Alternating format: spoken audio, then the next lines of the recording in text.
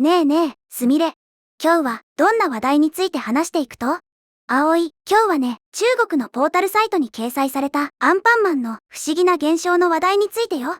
現在、日本では国民的な大人気アニメとして誰もが知っているアンパンマンだけど、実はこれだけ圧倒的な売り上げを誇りながら、海外ではほとんど無名だという衝撃の事実があるんだよ。今日はアンパンマンが世界売上第6位という驚異的な規模なのに、海外で無名な理由、そして海外から見たアンパンマンの衝撃的な設定のヤバさについて徹底的に解説していくよ。アンパンマンが世界6位？そげんすごかったとね。でも海外で無名ってどういうことなん？日本で子供がおったら絶対通る道やん。うちも小さい頃はアンパンマンのパジャマ着てよだれ垂らしとったばい。そうなんだよ。日本では生活の一部になっているからこそ海外で知られていないなんて信じられないよね。実は2026年2月26日、中国のポータルサイトソフに人気なのは日本だけ？アンパンマンの不思議な現象という記事が掲載されて世界中で大きな話題になっているの。中国のサイトがわざわざアンパンマンのこと記事にしとるんやね。よっぽど不思議に思われたんやろうね。で、その記事にはどんなことが書かれとるん？記事では、まず、日本の漫画家、柳瀬隆氏が生み出したアンパンマンは、日本において人気という言葉では足りないほどの影響力を持つって紹介されているよ。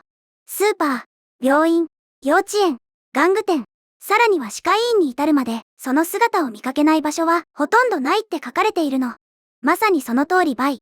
歯医者さん行ったら、絶対、アンパンマンの絵本やぬいぐるみが置いとうし、スーパーのお菓子売り場に行ったら、アンパンマンの顔がデカデカと描かれたお菓子がずらーっと並んどるけんね。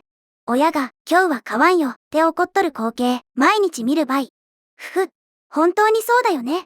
同作は、日本の子供たちの多くが、人生で最初に触れるアニメ作品となっているんだよ。言葉を覚えるよりも、先に、アンパンって口にする赤ちゃんも多いらしいの。私も最初はママじゃなくてアンパンって言ったらしいけんね。親がちょっとショック受け取ったばい。葵らしいエピソードだね。でも記事ではここで大きな疑問を投げかけているの。これほどの規模を誇る作品でありながら日本国外ではほとんど存在感がないってね。実際中国の動画プラットフォームで検索しても再生数は決して高くないそうだよ。中国でもあんまり見られとらんの？中国って日本のいろんなアニメが大人気やん。ナルトとかワンピースとか。なんでアンパンマンはダメなん？そこが今回の最大の謎なの。再生数は決して高くない。それにもかかわらず商業規模は極めて大きいって記事は指摘しているよ。商業規模が大きいって具体的にどれくらい儲かっとるん？葵、驚かないでね。記事によると、アンパンマンはかつて世界第6位のマルチメディア作品と統計されたことがあると紹介されているよ。世界6位？ちょっと待って、世界中の数ある映画とかアニメとかゲームの中で6位ってこと？化け物やん。ちなみに上位5作品って何なん？上位5作品はポケットモンスター、ハローキティ、クマのプーさん、ミッキーマウス、スターウォーズだよ。うわぁ。名前聞いただけでめまいがするような超巨大 IP ばっかりやん。ミッキーやダース・ベイダーと肩を並べるアンパンって冷静に考えたらシュールすぎるばい。そうなんだよ。でも上位5作品は世界的に認知されているのに対し、アンパンマンはほぼ日本限定の人気にとどまっているのが特徴なの。ネット上でも売上構造は日本 100%、海外 0% に近いのではないかと指摘する声があったと記事では紹介されているよ。日本のちびっ子たちとその親たちの財布だけでミッキーマウスに迫る売り上げを叩き出しとるってこと？日本の親、搾取されすぎやない？アンパンマン、恐ろしい子。本当にすごい経済効果だよね。で、ここでみんなにお願いがあるの。もし、この動画が面白いなって思ったら、ぜひ、チャンネル登録とグッドボタン、高評価を押してね。さて、話を戻すけど、記事ではその上で、なぜ、これほど強力な作品が海外に進出しないのか、あるいは進出できないのか、という確信に迫っているの。葵は、どうしてだと思う？やっぱり、設定が独特すぎる件やない？頭が食べ物って、普通に考えたらやばいばい。鋭い指摘だよ、葵。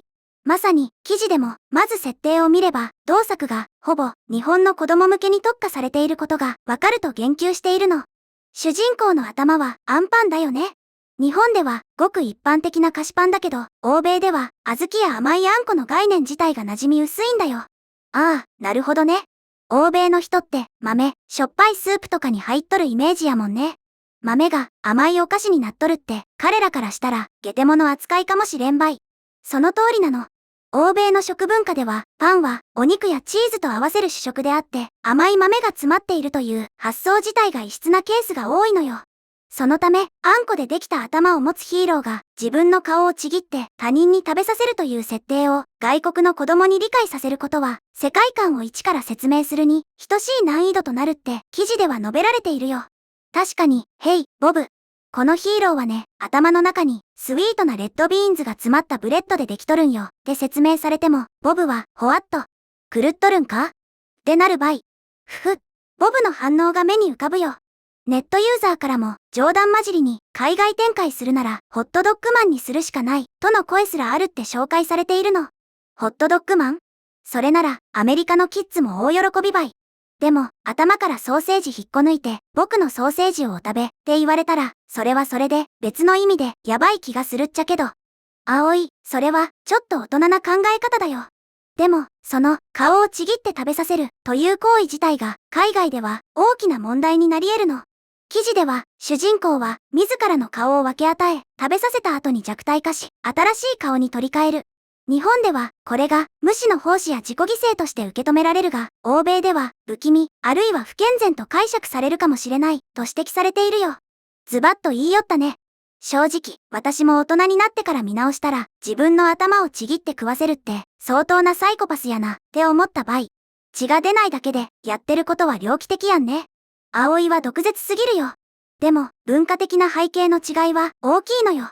日本では昔から身を粉にして他人に尽くすという自己犠牲の精神が美徳とされてきた背景があるから、アンパンマンの行動は感動的に映るんだよ。でも、個人主義が根付いている欧米などでは、自分を傷つけてまで他人を助けるのは不健康な精神状態だと捉えられることもあるそうなの。文化の違いって恐ろしいね。日本じゃ優しいヒーローやけど、海外じゃ自傷癖のあるヤバいやつになっちゃう可能性があるってことやね。その通りだよ。だから、記事でも児童向けコンテンツの審査が厳しい地域では、そもそも認可が下りない可能性もあるとしているの。欧米では子供に見せるアニメの暴力描写や残酷な表現への規制がすごく厳しいから、体の一部を損壊する描写として引っかかるかもしれないんだよ。アンパンマンが R 指定18禁になる世界線とか笑い事やないばい。バイキンマンを殴り飛ばすのも暴力行為でアウトになりそうやし。さらにもう一つの壁として記事は翻訳の難しさを挙げているよ。登場人物の多くはパン足す名前だけど英語に直訳すれば長く不自然かつ覚えにくい名称となるって。確かに。アンパンマンはレッドビーンペーストブレッドマンとかになるん？長すぎるばい。下噛むわ。食パンマンはホワイトブレッドマン。カレーパンマンはカリーブレッドマン。なんかダサいね。そうなの。キャラクターの魅力を伝えるための名前が単なる説明文みたいになっちゃうんだよね。だから、記事では本格的にローカライズする場合は、キャラクター体系を再構築する必要があり、事実上別作品を作るに等しくなってしまうだろうと結論付けているよ。おむすびマンとかどうするんやろうね。ライス、ボールマンやったらまだマシやけど、ジャムおじさんとか、アンクル、ジャム。これはちょっとヒップホップ系の DJ みたいでかっこいいかも。DJ、アンクル、ジャム、ちょっと聞いてみたいかもね。でも、そんな風に、すべての設定を作り直すくらいなら、そもそもアンパンマンである必要がなくなってしまうんだよ。なるほどね。設定もダメ、行動もダメ、名前もダメ。海外進出するにはハードルが高すぎるんやね。でもさ、世界6位の売り上げがあるなら、無理して海外行かんでもよくない？葵、またしても鋭いね。実は、記事でも、まさにその点が指摘されているの。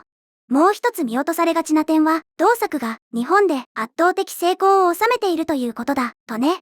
やっぱそうやんね。日本だけでミッキーと戦えるんやから、十分すぎるばい。記事では、日本では、育児をする上で、アンパンマンを避けて通ることは、ほぼ不可能だとさえ言われていると書かれているよ。哺乳瓶、絵本、玩具、衣類、医療関連グッズに至るまで、生活のあらゆる場面に浸透しているって。本当にそう。友達の出産祝いとか迷ったら、とりあえずアンパンマンのおむつケーキかタオル送っとけば間違いないけんね。親の趣味とか関係なく子供が強制的にアンパンマン教の信者になるシステムが出来上がっとるばい。信者って言い方はあれだけど、事実として幼児期のマーケティングにおいてアンパンマンは無敵なんだよ。記事ではリスクを冒して海外市場を新規開拓するよりも日本市場を堅実に維持するだけで十分な収益が見込めるって論じているの。つまり言葉の通じない外国人にわざわざ一からあんこの説明して売るより毎年生まれてくる日本の赤ちゃんをターゲットにした方がコスパがいいってことやね。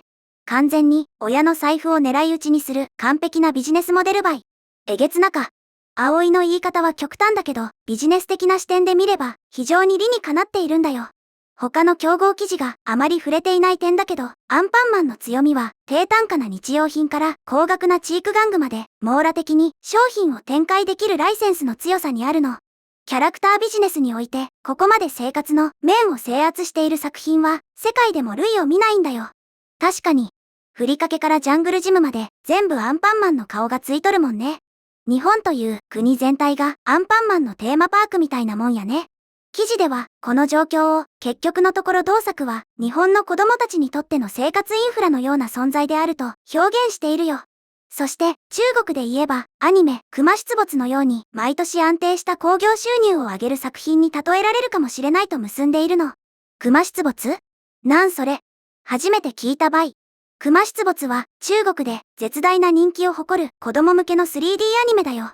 森を守る2匹の熊と木を伐採しようとする人間とのドタバタを描いたコメディで、中国では毎年お正月の時期に映画が公開されてものすごい興行収入を叩き出しているの。中国の子供たちにとっては日本のアンパンマンやドラえもんと同じくらい生活に密着した国民的アニメなんだよ。へえ。国によってそういう絶対的王者みたいなご当地アニメがあるんやね。でもそれが世界で受けるかどうかは全く別の話ってことか。その通りだよ。記事の最後はこんな風に締めくくられているの。自らの顔を分け与え他者のために犠牲となり、それでも再び立ち上がるその価値観自体は決して特殊ではない。しかしその表現方法があまりにも日本的なのである。仮に海外でホットドッグやハンバーガー、あるいはピザの姿に変わったとして、その時、それは果たして我々の知るアンパンマンと言えるのだろうかって。深いね。ピザマンになって顔のチーズをビローンって伸ばして僕のピザをお食べっていうヒーローがおったら、それはもうアンパンマンやなくてただのイタリアの陽気なおじさんばい。陽気なおじさんならまだいいけどね。やっぱりあんこが詰まったパンであり自己犠牲を厭わないあの優しい姿こそが私たちが愛するアンパンマンなんだよね。たとえ世界中の人に理解されなくても日本の子供たちの心を温め続けているという事実が一番大切なんだと思うよ。そうやね。海外の人がグロテスクって言おうが甘い豆がキモいって言おうが私らのアンパンマン愛は揺るがんけんね。これからも日本の親たちの財布からお金を吸い上げつつ子供たちに夢を与え続けてほしいばい。葵、最後まで一言多いよ。でもアンパンマンがどれだけ日本社会に根付いているか、そして海外から見るとどれだけ得意な存在なのかがよくわかったよね。ということで今日は中国メディアが指摘したアンパンマンの不思議な現象という話題について見てきたけど、みんなはどのように思ったかな？今回の動画の感想は下のコメント欄で教えてね。もしこの動画が役に立ったと思ったら高評価とベルマーク、チャンネル登録まだの方はチャンネル登録もよろしくお願いします。ではまた次回の動画でお会いしましょう。すみれの最新動画は左、おすすめ動画は右です。どちらも見てくれると嬉しいな。